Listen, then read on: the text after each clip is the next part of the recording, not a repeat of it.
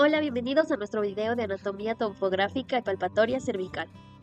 El axis es la segunda vértebra cervical, es más prominente que el atlas y se caracteriza por la apófisis odontoides que se articula con el atlas permitiendo los movimientos de rotación. Su principal función es permitir la rotación de la cabeza, por ejemplo el movimiento de Knock, sirviendo como pivote alrededor del cual el atlas y el cráneo giran. Las vértebras cervicales típicas tienen un cuerpo vertebral pequeño, ancho lateralmente y poseen procesos unciformes superiores. En su foramen vertebral se puede decir que es triangular, grande y aloja el engrosamiento cervical medular. Cuenta con un foramen transverso, el cual permite el paso de vasos vertebrales que terminan en tubérculos anterior y posterior. Aquí encontramos también la apófisis espinosa, que es corta, bífida, se inserta en ligamentos y músculos cervicales. También están las apófisis articulares, que tienen carillas articulares casi horizontales y permiten un amplio movimiento. El platisma, que se origina en la fascia que cubre las partes superiores del pectoral mayor y deltoides y se inserta en la mandíbula y tejido subcutáneo de la parte inferior. Está inervado por el nervio facial cervical y su acción es la depresión de la comisura de la boca.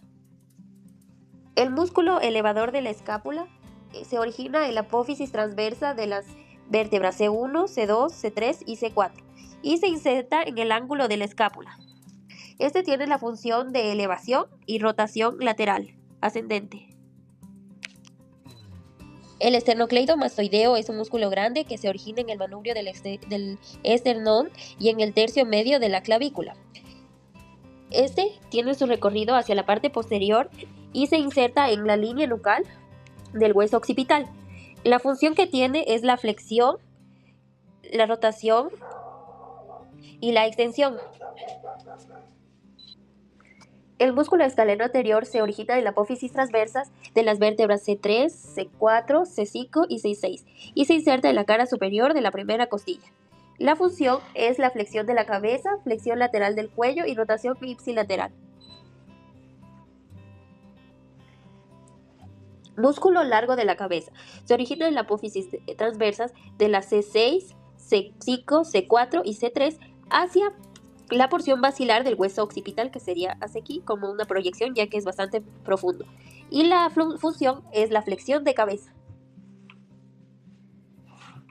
Los músculos hioides son propios de la deglución. Estos se encuentran con relación al hueso hioides.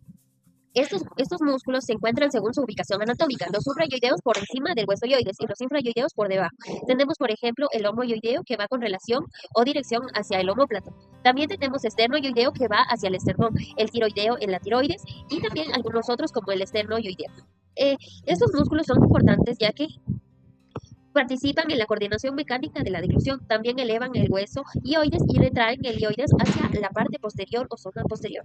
El trapecio se origina en el hueso occipital, en la línea nucal inferior, en las apófisis espinosas de la C7 a la T12 y se inserta en el tercio medio de la clavícula y en el acromión de la escápula. Su recorrido es bastante amplio y su función es la extensión, flexión lateral del cuello y además de otras funciones en la cintura escapular.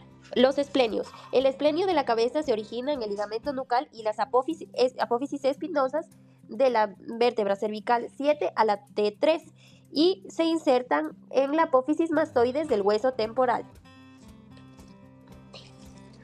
El esplenio cervical se origina en las apófisis espinosas de T3 a T6 y se insertan en las apófisis transversas de las vértebras cervicales 1, 2 y 3.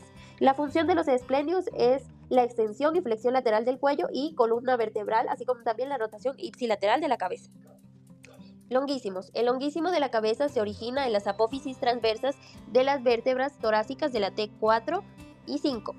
Además, también en las vértebras de la C3 a la C4 y se insertan en la apófisis mastoides debajo del esplenio y del esternocleidomastoideo. Longuísimo cervical. Se origina en las apófisis transversas de T1 a T5 y se insertan en las apófisis transversas de C2 a C6.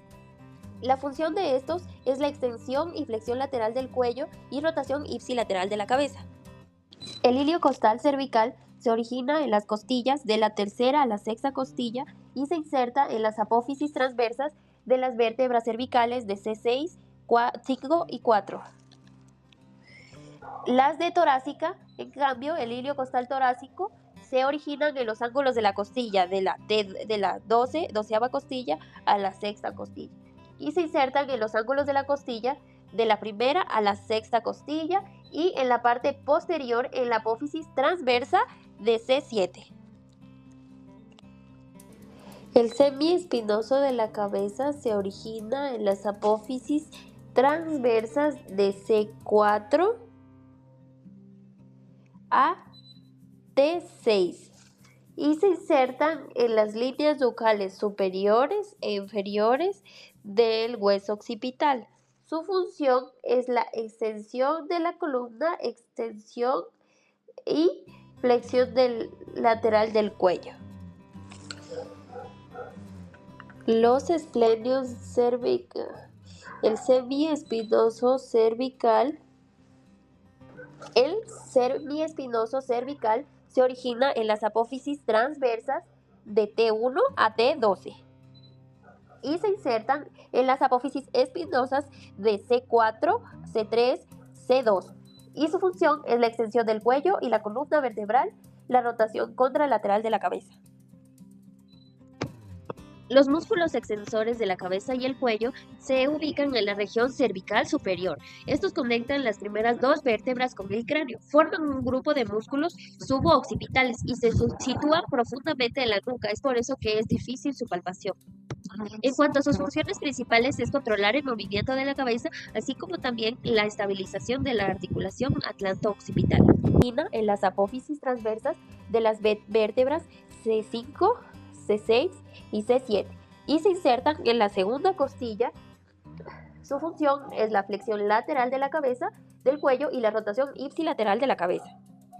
El escaleno medio se origina en las apófisis transversas de la C7, 6, 5, 4, 3 y 2 y se insertan en la cara superior de la 1ª costilla. Su función es la flexión lateral del cuello y la rotación ipsilateral de la cabeza. En cuanto a los músculos rotadores contralaterales, tenemos también al multífimo.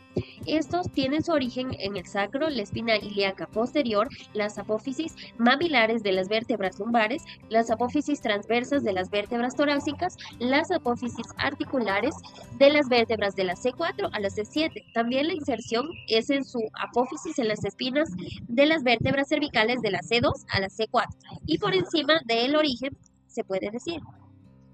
Este es un músculo largo que tiene la función de la rotación de la columna torácica, también la rotación contralateral de la cabeza y la columna. Como pueden ver, tanto los huesos como los músculos de la zona cervical son muy importantes en los movimientos de flexión, extensión y también movimientos de rotación para la cabeza y el cuello.